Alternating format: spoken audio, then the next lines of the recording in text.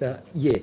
Now, today we are going to explore the life within regards to a great rabbi, Rabbi Yosef Korkous. We're saying this on the date of the 7th of Tammuz because I think a relative of his, close relative of his, also passed away on this specific date.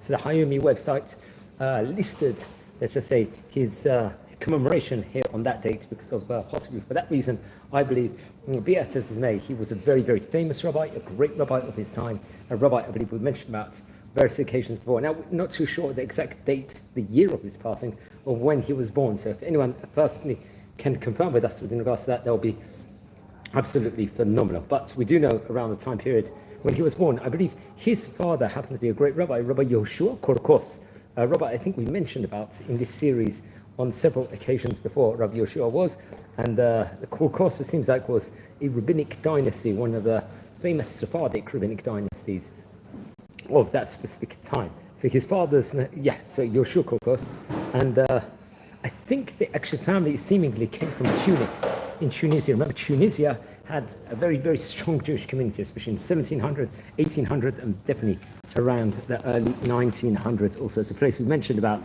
in this series, possibly already, maybe at least about 150 rabbis, 120 rabbis, a huge, huge amount. So it's a resource that we speak about on many, many occasions. So he was seemingly born in Tunis, and when he was young, he would start learning Torah, I think through his grandfather. His grandfather's name was Rabbi Raphael Massoud Al-Fasi, very, very great rabbi. We've actually mentioned him before. I think he was a great rabbi, let's just say, one of the head rabbis of Tunis, his grandfather was in his time. I believe his grandfather passed away, if I'm not mistaken, in the year 1774, so very much he would have been around at the time period of the Chida and other great rabbis across North Africa. He lived in an era of that. So, okay, that was 1774. He would learn amongst many, many of the great other rabbis in the vicinity, especially in North Africa and in Tunisia. And very, very interesting.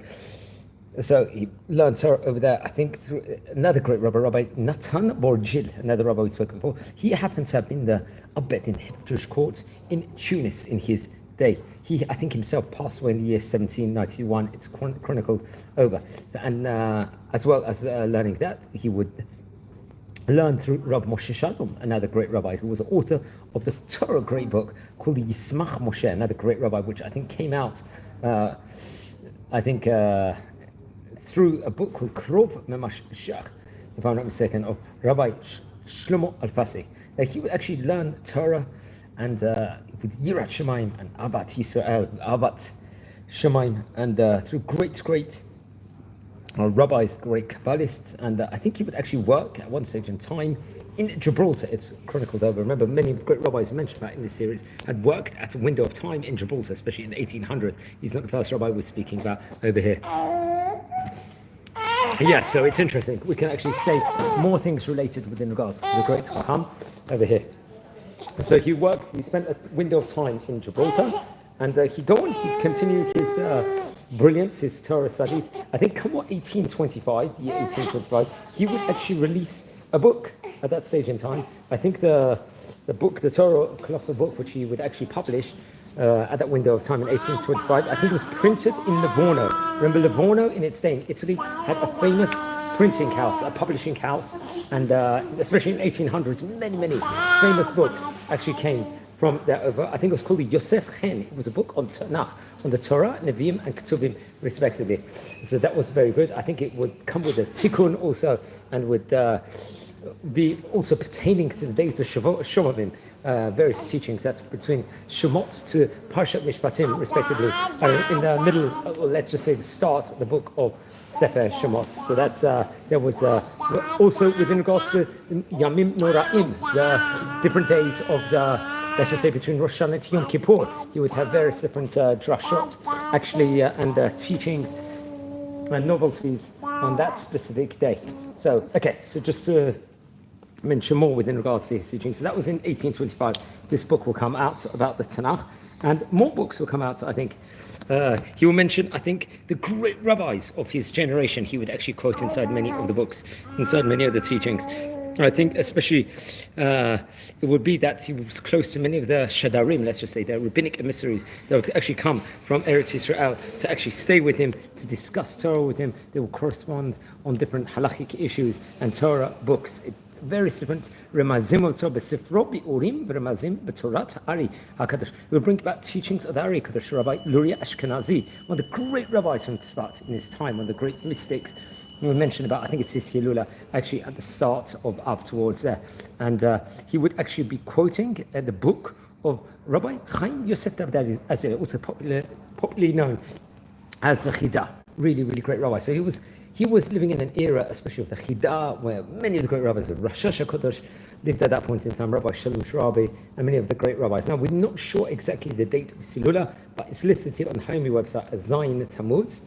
I think he's very close to another rabbi, Rabbi Mordechai Korkous, who also passed away on that specific date, I think in the year 1931, if I'm not mistaken.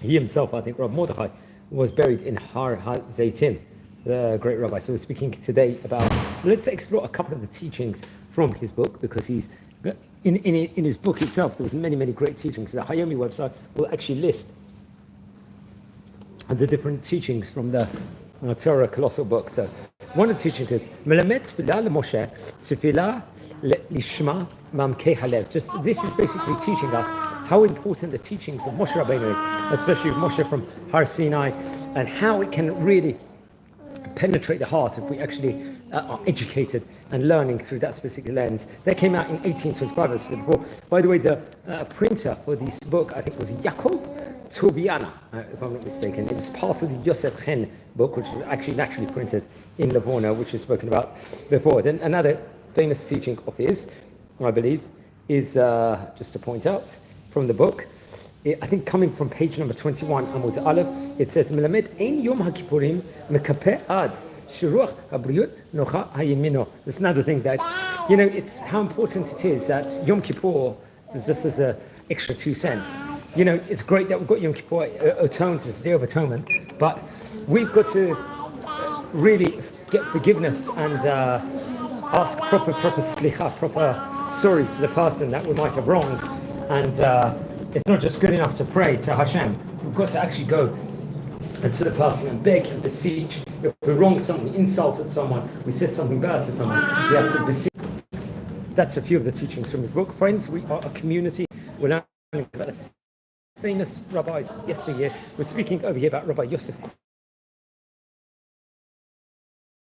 Korkous, especially during where there was the great rabbis in North Africa.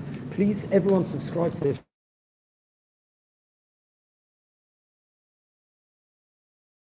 We are speaking to get more information. So now, on that note, I'm going to wish you all a Shabbat Shalom. Just recording this just before Shabbat Parashat Chokat, here from Jerusalem, the capital city of Israel. And please watch over the previous videos. We've covered already 1,000 rabbis, approximately short biography videos on the great Chacham of yesteryear. So please join the community. Look more Torah content. For that, wish you all a great day. Take care.